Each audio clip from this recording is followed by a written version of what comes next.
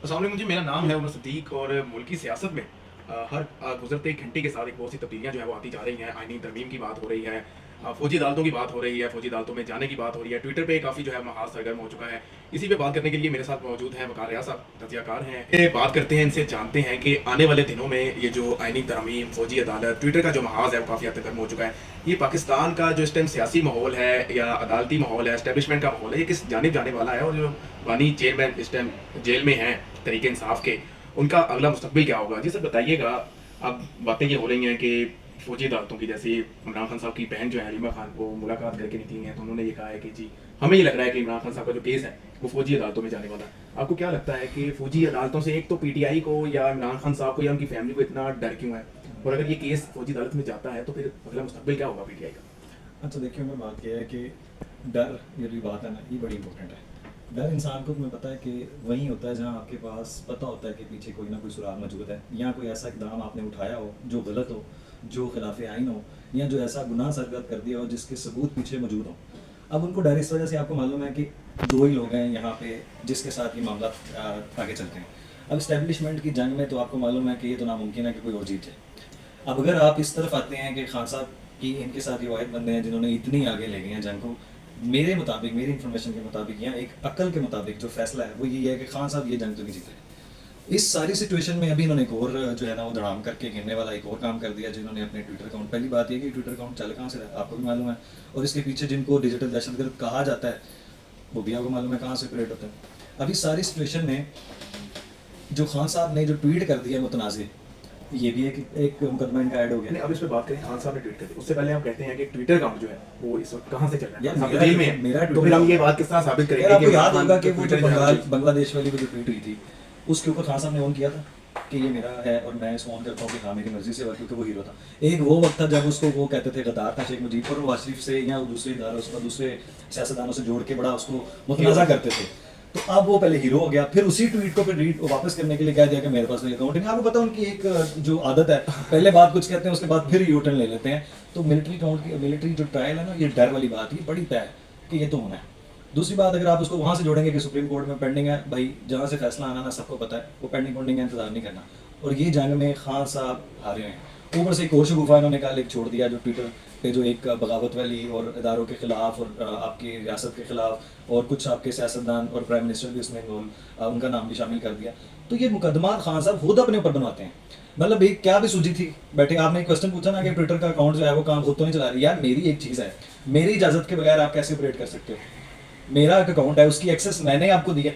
अगर नहीं दी तो मुझे वो रिपोर्ट दिखा दे जहाँ आपने रिपोर्ट किया हुआ कि इस अकाउंट से मेरा कोई ताल्लुक नहीं है। कोई ऐसा लाताल्लुकी वाला अभी कोई निकला? ऐसा तो कहीं एग्जिस्ट नहीं करता। तो आप कैसे ऑन नहीं करते तो आप कंप्लेन कर देते हैं एफआईए में। आपके पास सारे प्लेटफॉर्म है, आपको तो जजेस आपको फैसिलिटेशन देते हैं कि आप जो आप मिलना चाहते हैं जिन लोगों से वो आप मर्जी से आप लेकिन मुझे बताइए, अभी जो रियासत है पाकिस्तान की, अगर हम बात करें, उसमें एस्टैब्लिशमेंट आती है, अदलिया आती है, हुकूमत आती है, वहाँ पे तो अपनी नौकरी की मुद्दत में तो सही की बातें हर तरफ, अगर हम एस्टैब्लिशमेंट में देखते हैं, अदालत में देखते हैं। दूसरी तरफ हुकूमत ये चाहती है कि उन्हीं के बंदे रहें ताकि खान साहब को, पीटीआई को इसी तरह से जेलों में रखें और उनका काम जो है वो चलता है। लेकिन अवामी मकबूलियत हासिल नहीं है, अवाम जो है एक्सेप्ट नहीं करती। तो क्या इतना आसान है रियासत के लिए इस मामले को फौजी अदालत में ले ये जाना? तो एक मौक़िफ़ है ना कि आप ये कह रहे हैं, ये मैं कह रहा हूँ, आपका मेरा नजरिया डिफरेंस हो सकता है। अब ये तो आपने क्या पॉपुलैरिटी की, ये पॉपुलैरिटी का ग्राफ था तो भुट्टो मानसी पे कैसे चढ़ता है? तो उनसे ज्यादा कोई पॉपुलर था कैसे आप आते? उस टाइम डिजिटल लोग इतने नहीं थे, एक्टिव नहीं यार, थे। digital- आपने फायरवॉल लगाई, आप बंद कर रहे हैं, ट्विटर बंद है, लेकिन ट्विटर बंद होने से ट्विटर बंद नहीं हो गया। अच्छा। फायरवॉल लगाने से जो नौजवान है इमरान खान के, जो फ्री ऑफ कॉस्ट काम कर रहे हैं, कुछ हम लोगों को ये मान लेनी चाहिए बात। तो वो लोग फ्री ऑफ कॉस्ट काम कर रहे हैं। तो पहली बात ही मैं कह रहा हूँ, मैं एक जनरल साहब का नाम नहीं लेना चाहता, आप चाहते हैं कि मैं उसका नाम लूँ। मैं तो कहता हूँ कि फैज हमीद से भी बड़ा एक और बंदा जो है वो इसका कल्प्रिट जिम्मेदार है, जिसने ये डिजिटल दहशतगर्दी मुतारफ करवाई है मुबैना तौर पर, जिसकी पूरी पुश्त थी, उस पुश्त बनाई थी, जिसकी वहाँ पे ये सारी डिजिटल दहशतगर्दी स्टार्ट हुई। अब आप कहते हो कि यार पॉपुलैरिटी का ग्राफ जो आप बताते हैं, यार मेरी बात सुनिए, हर बंदा ना कन्विंस, वो हिटलर वाली बात याद है ना कि आप झूठ इतना बोलो, इतना हिटलर ने आई थिंक सो कहा था कि if I am not wrong कि वो आप झूठ इतना बोल रहे हैं कि वो सच लगने लगे। तो आप इसको कैसे जोड़ सकते हैं पॉपुलैरिटी के साथ? कि ट्विटर पे तो आपको बहुत से ऐसे लोग मिलते हैं जिनकी अपनी कोई दूसरी फैन फॉलोइंग या कुछ मौजूद नहीं है, लेकिन ट्विटर पे बड़े छाए हुए हैं, टिकटॉक पे बहुत छाए हुए हैं। तो इसका पॉपुलैरिटी को आप इसके साथ मैच कर लेंगे तो जनरल मिर्जा का भी नाम ले लें, उसके पता नहीं 20 मिलियन है फॉलोअर्स हैं। अब रोनाल्डो और कुछ भी नहीं करता, यूट्यूब को बैन करना मजबूर हो जाता है कि यार मैं कहाँ लेके जाऊँगा इतने फॉलोअर, तो क्या उसको पूरी दुनिया का क्या सदर बना देंगे? बात है यहाँ लीडरशिप की। अगर खान साहब की अकल इस दिमाग में बात पड़ती है ना कि यार चीज करनी है तो उसको निगोशिएट करें, डायलॉग के साथ काम करते। उन्होंने जो शिद्दत वाला, हमेशा से एक्सट्रीमिज्म वाला अडॉप्ट किया ना, डायलॉग की बात तो चली ना कहाँ जलसे से पहले, जब जलसा तो जलसा एक डेट cancel किसके कहने पे एक डेट दी गई ना जलसे की कि किसके आपको हम कहने पे डेट cancel? देंगे, आप जलसा करें। उन्होंने जलसा किया, बाद में पार्लियामेंट के अंदर से गिरफ्तारियां हुई, तो ऐसे तो मुज़ाकरात हो ही नहीं सकते। जब आप पार्लियामेंट के अंदर से गिरफ्तारियां करेंगे, उनके घरों पे हमले करेंगे, जलसे की शराइत क्या थी आपको पता?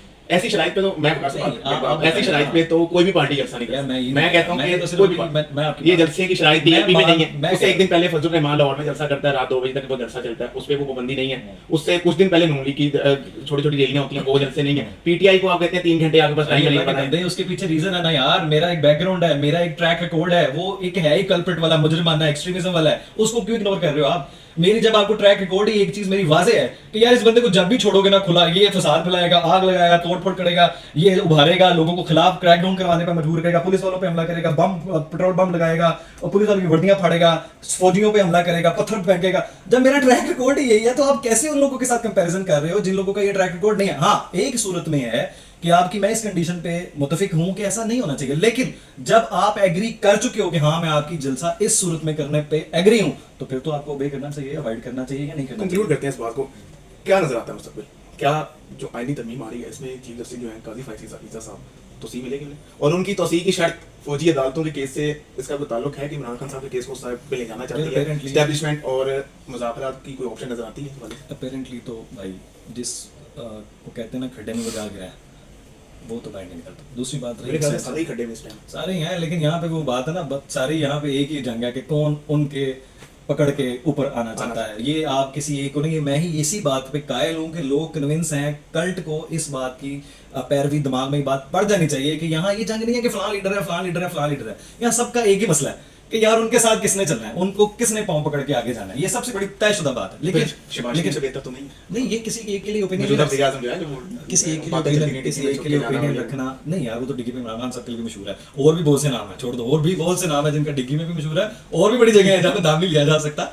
तो ये तरीक रही है हमारी अनफॉर्चुनेटली, और इसके लिए सबसे बड़े जिम्मेदार हम सियासतदान, ये हमारे जो है सियासतदान क्या नजर आता है मुस्तकबिल मैं- अगले चंद दिनों? अभी तो घंटे के हिसाब से सूरत हाल बदल ये रही है। चांद दिन तो बहुत इंपॉर्टेंट है, जहाँ पे आपका केपीके के हालात हैं, जब पे बिलावल भुट्टो जैसा बंदा जो नजर रखता है, उस बंदे को समझ आ रही है कि यार ये गंडापुर साहब ना उधर ही रख लें, अफगानिस्तान वाले ही रख लें हमारे पास। तो आप समझें, ये जो पुलिस को बाकायदा मुनज़्ज़म तरीके से अगेंस्ट किया जा रहा है, ये आप हम लोग जो है ना बस ये देख रहे होते हैं कि अपेरेंटली क्या हो रहा है, आप उसके पीछे जो पूरी एक साजिश चल रही होती है ना, उसको देखा करें। भाई खान साहब तो कहीं नजर नहीं आ रहे। दूसरी बात, जो आप एस्टेब्लिशमेंट के मामले में पहले भी बोला था, वो जंग तो कभी भी नहीं हारेंगे। तीसरी बात ये है, काजी साहब एक्सटेंशन ले ना लें, अगर फैसला हो गया तो एक्सटेंशन लेनी पड़ेगी। वो एक्सटेंशन नहीं है एज सच, वो एक के लिए फर्द वाहिद के लिए नहीं, वो सारों के लिए है। वो 62 से 65 पे लोरा हाई कोर्ट वाले पहुंच जाएंगे। कल इस पे बात खखान बरसी साहब का वज़ीर आज़म, उन्होंने कहा है कि काजी साहब की जो मुद्दत में तोसी है 3 साल की नौकरी है या इज्जत है, और काजी साहब ने फैसला, मेरे ख्याल से जैसे मुझे आपकी बातों से लग रहा है, उन्होंने नौकरी का फैसला कर लिया, इज्जत का फैसला वो नहीं कर पा रहे। यार ये तो आप मेरी बात सुने, हम किसी एक के लिए ये बात क्या, हम वो उस पिछले साबिक सारे चीफ जस्टिस के लिए आप मानते हैं कि वो होते तो आप क्या करते,